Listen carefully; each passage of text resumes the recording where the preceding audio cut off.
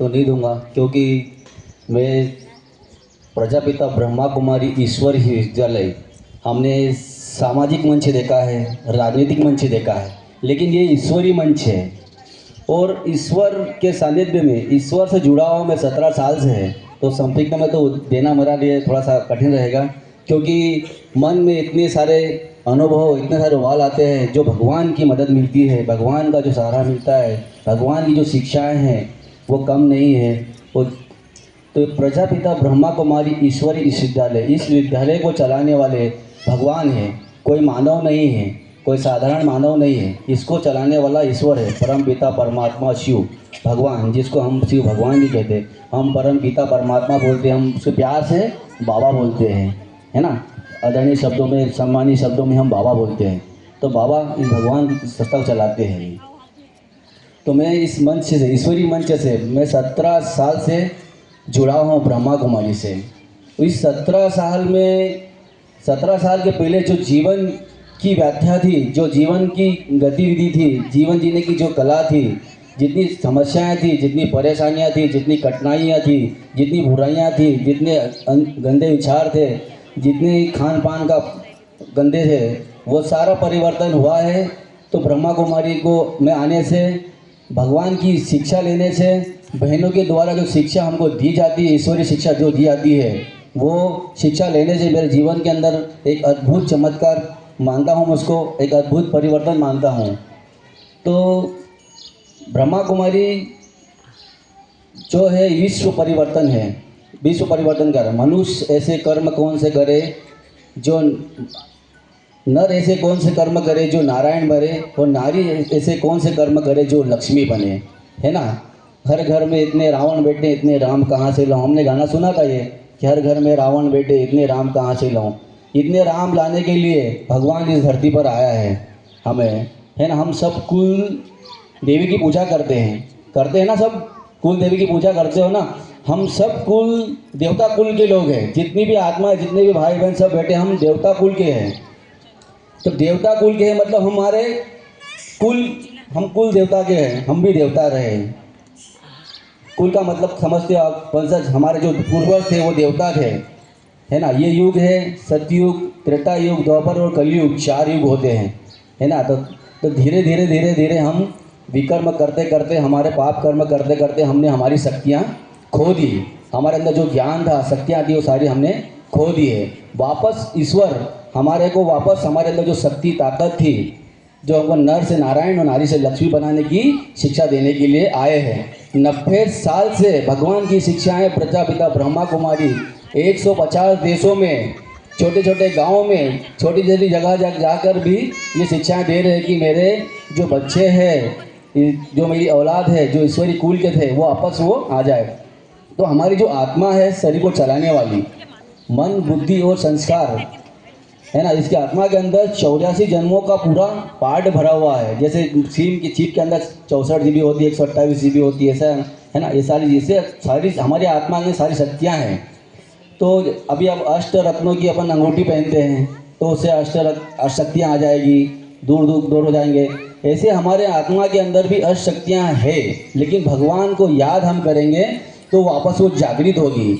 हमारे अंदर अच्छे गुण भी है, अच्छी शक्तियाँ भी है, लेकिन हम जब ईश्वर का ध्यान करेंगे तब वो जागृत होगी। जब जागृत होगी तो हमारे अंदर सद्गुण आएंगे, अच्छे गुण आएंगे, अच्छे कर्म करने की शिक्षा आएगी, अच्छी कला आएगी। तो राजयोग, हमारी दीदियाँ हमको 7 दिन का कोर्स देती है। जैसे शादी होती ना, तो 7 फेरे लगाते हैं, तो जन्मों जन्मों का बोलते 7 जन्म तक तुम्हारा साथ निभाएंगे। ऐसे यहाँ 7 डेज का कोर्स होता है, 7 दिन का दीदी हमें कोर्स देती है। वो कोर्स में हमारे को शिक्षा दी जाती है चित्रों के माध्यम से। हम कहाँ से आए, हमें कहाँ जाना है, कैसे कर्म करना है। उसके बाद हमें राजयोग सिखाया जाता है कि भगवान का ध्यान बैठकर चलते फिरते कैसे करेंगे। मंत्र जाप तो हमने बहुत कर ली, मालाएं बहुत जप ली, भक्ति बहुत कर ली, लेकिन फिर भी इंसान के अंदर परिवर्तन नहीं आ रहा है। तो ऐसे राजयोग सिखाती है हमारी दीदियाँ। तो राजयोग के माध्यम से हमारे आत्मा के अंदर परिवर्तन होता है, हमारे विचारों के अंदर परिवर्तन होता है, हमारे अंदर जो शक्तियाँ हैं वो जागृत होती है, अच्छे गुण आते हैं, और हमारे जीवन में जो सुख दुख होते हैं, हमारे जो कर्म है, अच्छे बुरे जो कर्म होते हैं, इंसान उसी की भोगना भोगता है जीवन में। और उसी भोगना के अंदर जब एक पिता होता है, तो जब उसके 2 बच्चे होते हैं, तो जब उसको कोई दुख तकलीफ होती है तो पिता क्या करता है, क्या मेरे बच्चे को तकलीफ ना हो। ऐसे भगवान चाहते हैं कि मेरी जो संतान है इस सृष्टि के ऊपर, इनको भी दुख तकलीफ ना हो, इसीलिए वो अवतरित हुए। जब जब सृष्टि पर अत्याचार पापाचार बढ़ा हुआ है और बढ़ रहा है, हम देख भी रहे हैं, है ना, तभी तभी ईश्वर इस धरती पर अवतरित हुए हैं और शिक्षाएं हमको दे रहे हैं राज्यों के मध्य में। जब 2008 में मेरे ब्रह्मा कुमारी की ज्ञानमत पत्रिका आती है, पत्रिका पढ़ी तो पहले आपने सुना होगा कि शिवा बाबा जाते थे, लोग बकरे की बलि चढ़ाते थे तो मन्नत पूरी हो जाती है, मुर्गा चढ़ाओ तो पूरी मन्नत हो जाती है। ऐसी एक पत्रिका आती थी ब्रह्मा कुमारी से, एक भाई बांटने आता था, तो पढ़ता था। तो मैंने सोचा कि मैं भी बहुत परेशानी में था, गंदे विचार थे, गंदी खान पान की आदतें थी, बुरे विचार थे, परेशानियां थे, बहुत सारी बिजनेस के अंदर तकलीफें आ रही थी, कुछ समझ में नहीं आ रहा था। जब किसी को समझ में नहीं आता, तकलीफें बढ़ती तो क्या करता है आदमी होता है, तो नशे की लत लेता कि यार मैं ये खा लूँ वो पी लूँ तो मेरा टेंशन खत्म हो जाएगा। टेंशन तो कुछ पल के लिए खत्म होता है, लेकिन वो बढ़ता ही जाता है, मानसिक रूप से बढ़ जाता है, शारीरिक शरीर खत्म होता जाता है उसका। ऐसी ही जीवन में भी जी रहा था, एक बिजनेसमैन हूँ। फिर वो पत्रिका पढ़ी, फिर हमने सेंटर ढूंढा, जैसा भी आए कॉलोनी इतना बड़ा अंजड़ है, अभी कॉलोनी में सेंटर ढूंढना बड़ा एक, हर किसी को नॉलेज में मिले तो ठीक है, नहीं मिलता किसी को भी। ऐसे बढ़वानी बहुत बड़ी थी, तो मैंने बड़ी मुश्किल से सेंटर ढूंढा। कोई भाई मिला यहाँ पे, हम जुड़े वैसे ही भाई मिला, वो मेरे को वहाँ तक लेके गया। वो जुड़ा में, वहाँ पे जुड़ने के बाद दीदी ने हमको कोर्स दिया, कोर्स के दिन भगवान का ध्यान कैसे करना उसके बारे में हमको शिक्षा दी। जब हमने ईश्वर का ध्यान लगाना चालू करा, जब ईश्वर के समीप आए, ईश्वर से जुड़ावा हुआ, भगवान की याद जब हम करने लगे, तो जो खान पान का था डेली का टेंशन में खाना पीना वो करना, वो धीरे धीरे 1 साल के अंदर परिवर्तन हो गया। जैसे एक बाल्टी के अंदर गंदा पानी होता है और नल चालू कर दो तो पानी जैसे बाल्टी के अंदर गिरेगा ना, तो गंदा पानी बाहर जाएगा, अच्छा पानी आ जाएगा। वैसे ही भगवान की जब शक्तियाँ हमारी आत्मा के अंदर आती रही, तो सारे गंदे विचार भागते गए, अच्छे विचार हमारे अंदर जागृत होने लगे, अच्छी शक्तियाँ हमारे अंदर जागृत होने लगी, अच्छे गुण आने लगे, खान पान की सारी आदतें हो गई। महाशिवरात्रि का दिन था, माउंट आबू राजस्थान मुख्यालय, भगवान का सबसे बड़ा आश्रम है वहाँ। शिवरात्रि के दिन मैं वहाँ गया, तो जैसे शिवरात्रि के दिन हम भक्ति मार्ग मंदिर जाते हैं, अक धतूरा फूल ये चढ़ाते हैं, है ना। क्या उन चीज़ों में तो कोई गुणवत्ता होती नहीं, अक धतूरे में तो, है ना, उसको कोई देखे भी नहीं, सूंघे भी नहीं, खाए भी नहीं, ऐसी चीज़ हम भगवान के ऊपर अर्पण करते हैं, भगवान उसको स्वीकार करता। उसका अर्थ ये होता है कि हमारे अंदर जो अवगुण है वो ईश्वर कहता है कि मुझे अर्पण कर दो और मुझसे अच्छे गुण ले लो। तो उस दिन शिवरात्रि के दिन वहाँ जब ब्रह्मा भगवान आए थे, तो ईश्वर ने सबको संकल्प करवाया कि बच्चों आज मेरा जन्मदिन है, तो भगवान बच्चों का जन्मदिन मनाने के लिए आए, बच्चे भगवान का जन्मदिन मनाने के लिए आए, है ना। तो जब जन्मदिन मनाने की जब किसी के हम जाते हैं तो कोई गिफ्ट लेके जाते हैं छोटी मोटी कि ये गिफ्ट देंगे भाई इसका जन्मदिन है। तो भगवान ने वहाँ पे ईश्वर के महावाक्य थे कि मुझे क्या गिफ्ट में दोगे आप, पिता का जन्मदिन मनाने, आज महाशिवरात्रि है, शिव जयंती है, तो तुम जैसा मनाने के लिए आए हो तो मुझे क्या गिफ्ट दोगे, क्या लेके आए। तो सब खाली हाथ ऐसे बैठे थे, हाथ बांध के, कुछ लेके तो गए थे ना। तो फिर भगवान ने बोला मुझे कुछ नहीं चाहिए, तुम्हारे अंदर जो कमी है, जो कमजोरी है, जो अवगुण है, जो तुम चाहते हो वो होता नहीं है, वो मुझे दे दो और मुझसे शक्ति ले लो। तो मैंने उस समय मेरे जो खान पान की आदत थी गंदी, वो मैंने ईश्वर को कहा कि ये मेरे को खान पान के कारण क्या है कि मेरी बुद्धि का विकास नहीं हो रहा है, शरीर भी खत्म होते जा रहा है, बुद्धि चल नहीं रही है, बिजनेस में कुछ समझ में नहीं आ रहा है कि क्या करना है, इसमें कैसे आगे बढ़ना, कैसे बिजनेस को आगे बढ़ाना, कैसे बिजनेस को बढ़ाना। तो वो जब मैंने वहाँ पे संकल्प करा भगवान को कि भगवान मैं आज आपको ये दान में दे रहा हूँ, भगवान ने कहा, फिर ईश्वर का ये भी था कि दान दिया हुआ वापस नहीं लेना, ये तो उसका 100 गुना दंड मिलता है, पाप मिलता है। अगर मुझे आज दान आप दे दोगे तो वापस लेने का नहीं, और उसके बदले भगवान ने बोला कि 1 कदम तुम आगे बढ़ाओ, मैं तुम्हारी 1000 कदम मदद करूंगा। तो हमने उस दिन भगवान को वहाँ संकल्प करा कि बाबा ये आप जो गंदी आदत है मेरी, वो गंदी खान पान की आदत है, गंदे विचार है, मैं आपको दान में कर रहा हूँ, आज के बाद इनको वापस मैं अपने मन में नहीं लाऊंगा, लेकिन इसके लिए मदद आपको करना पड़ेगी। तो ये गंदे जो सेवन होते हैं, कई लोग जाते हैं तांत्रिकों के पास, बड़े ओहन के पास, कहीं क्या जाते हैं, कुछ भी करते, बहुत सारी दवाइयाँ खाते, बाकी लत छूटती नहीं, है ना। तो क्या परिवार का भी विनाश होता है, खुद का भी होता है, और उसका भविष्य ही खत्म हो जाता है। तो जब उस दिन मैं दान करके आया, उस दिन से आज 17 साल हो गए, खान पान की तरफ से उस तरफ कभी भी मन नहीं गया, कभी उसके तरफ गया ही नहीं। कभी कोई दारू पीने वाला आता है ना तो इसकी इतनी खतरनाक बदबू आती है कि दिमाग फटने को करता है, सर फटने को करता है। कोई खान पान गंदी आदत बातें करता है मांसाहारी की, तो इतनी चीड़ छूटती है उसके अंदर, इतना गंदे सीन ईश्वर के दिखाता है कि वो कभी उसकी तरफ आँख दिखने की जरूरत नहीं होती है।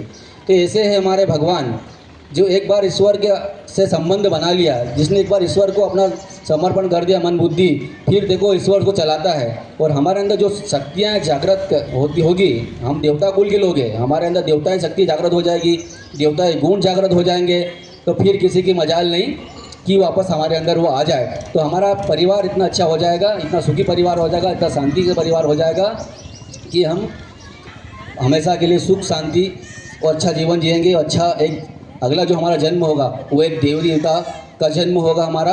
ये देवी देवता की यहाँ शिक्षा दी जाती है, नर ऐसे कौन से कर्म करे जो नारायण बने, नारी ऐसे कौन से कर्म करे जो लक्ष्मी बने, ऐसी यहाँ पे शिक्षा दी जाती है।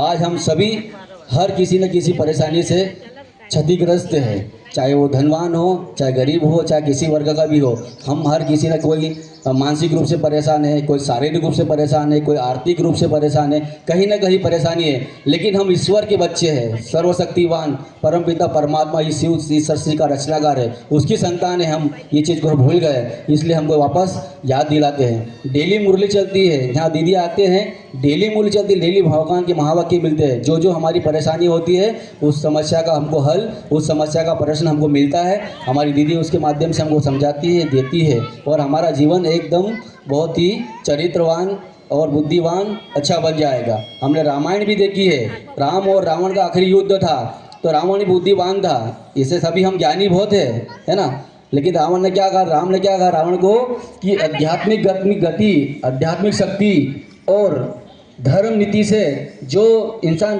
रहता है वही जीतता है। तो हमारे अंदर जो पांच विकार है, इसको जीतने के लिए आध्यात्मिक शक्ति, आध्यात्मिक ज्ञान की और आध्यात्मिक बल की बहुत आवश्यकता है। इसलिए हमको प्रजातंत्र ब्रह्मा कुमारी ईश्वर विद्यालय में आना चाहिए, यहाँ ज्वाइन करना चाहिए, यहाँ की शिक्षा लेना चाहिए, हमारे परिवार को हमको शिक्षाएँ देना चाहिए। अब मेरे को 17 साल होगा, आज तक मैं बीमार नहीं पड़ा, बुखार नहीं आया, तबीयत नहीं खराब। उसके पहले जैसे ही मौसम चेंज होते थे तो बीमार हो जाते थे। ठंड आई तो क्लाइमेट चेंज हुआ, तबीयत खराब, गर्मी आई क्लाइमेट चेंज हुआ, तबीयत खराब। हम सुबह से जब मैं घर से निकलता हूँ तो सबसे पहले क्या हो, उठने के बाद हम फ्रेश हुए, नहाना धोना, कोई पूजा पाठ करता है, सबसे पहले नहाना धोना फ्रेश होने के बाद में हम भगवान को भोग लगाते हैं। आधा घंटा भगवान का ध्यान करते हैं, जो राजयोग जिसको दीदियाँ बोलती है सभी, जो राजयोग भगवान से ध्यान किया, भगवान का ध्यान करते हैं, उसमें हम भगवान को भोग लगाते हैं। तो भोग लगाने के बाद में क्या होता है, किसी के फल महंगे होते, कोई ला नहीं पाता है, कोई ला सकता है। तो हमारे घर दूध तो अवेलेबल होता ही है चाय बनाने के लिए, है ना। उसके बाद में पानी में क्या होता है, पानी भी रहता ही घर में। तो दूध और पानी या मलाई हो, हलवा बना, कुछ बना के अपन भगवान का भोग लगाकर, दूध का हमने भोग लगाया, दूध वापस दूध में डाल दिया, वो सबको चाय पिलाओ। तो ईश्वर से जो शक्तियाँ उसके अंदर आती है भोग के अंदर, वही परिवार के अंदर जाती है। अभी मैं मेरे परिवार में अगर 10 लोग हैं तो मैं उनको ज्ञान दूंगा, बोले रहने दो भाई, आप कितना ज्ञान दो, आप किसी को ज्ञान देने जाओगे ना आपको बोलेंगे कि आप तक ही ज्ञान रहने दो। ऐसे परिवार में हम सबको मुख से देंगे तो समझ में नहीं आएगा, लेकिन भगवान की शक्ति इस भोग के अंदर आएगी और भोग से सीधे उसके अंदर जाएगी। तो देखो, जैसा खाए अन्न वैसे पाए मन, जैसे पिए पानी वैसे बोले वाणी। तो पानी जब भगवान को हम भोग कुछ खिलाते हैं उसके बाद हम पानी पीते, ऐसे भगवान को पानी पिलाओ। जैसे छोटे बच्चों को हम भोग लगाते हैं ना, बेटा खिलाते हैं, ऐसे हम भगवान की याद करके उसको भगवान को भोग लगाएंगे। वो पानी का जो गिलास अलग ही बर्तन रखो, उस गिलास को पानी वापस मटके के अंदर रखो, मटके को ऊपर से बांध के रखो ताकि किसी का उसका जूठा अंदर उसके अंदर नहीं जाए। तो वो पानी हम वापस मटके के अंदर डालेंगे। वो पानी जब किसी को भगवान का भोग लगाओ, पानी डेली 2 टाइम सुबह शाम भोग लगाओ, वो पानी अगर मटके के अंदर वापस जाएगा और सब उसको पिएंगे तो देखो उनकी वाणी में परिवर्तन आएगा। मेरे परिवार के अंदर इतना अच्छा परिवर्तन आया कि पूछो मत। किसी की बोलने की रफ लैंग्वेज थी, उनकी लैंग्वेज अच्छी हो गई, आपसी में उन्होंने रहन सहन उनका अच्छा होगा, बोलचाल एक दूसरे की माधुरता हो गया, एक दूसरे के प्रति उनका प्रेम भाव बढ़ गया। उसके बाद खाने पीने का चाय भी उसके माध्यम से जाएगी। कुछ खाना बना रहे तो वो सब उसके अंदर डाल दो, वही सबके पास जाएगी। तो ऐसे करते करते खान पान से परिवर्तन इंसान के अंदर होगा, हर घर में राम होगा, ये सब दुनिया सत्युग होगी, ये दुनिया देवी देवता की होगी, ये लक्ष्य है। और हमारे जीवन को सुख शांति से बनाने के लिए ईश्वर धरती पर अवतरित हुए हैं, 90 साल से ज्ञान दे रहे हैं। और आप सभी से मेरा अनुरोध है कि आप लोग भी भगवान का ज्ञान लो, सीखो और आगे बढ़ो, अपने जीवन को सुख शांतिमय बनाओ। हमारा तो बहुत भाग्यशाली है जो कि हमको ऐसी बहनें मिली है जो हमको रोज़ सींच कर कहती भाई और आओ, बहनें आओ, आज क्यों नहीं आए। बहनें डेली मूल्य सुनाती है, पूछती क्या हाल चाल है आपके, हमको शिक्षा देती क्या परेशानी है क्या है, सबको सारे रास्ते बताती है। ऐसी मेरी बहनों को मैं तहे दिल से बहुत शुभकामनाएं, हार्दिक स्वागत करता हूं तहे दिल से कि हम बहुत भाग्यशाली, कई जन्मों के हमारे ऐसे कर्म हैं जो हमको ऐसी बहनें मिली है और ऐसा बाबा हमको भगवान मिला है। ये कोई जन्म होगा ऐसा हमारा जो मिला है। ओम शांति।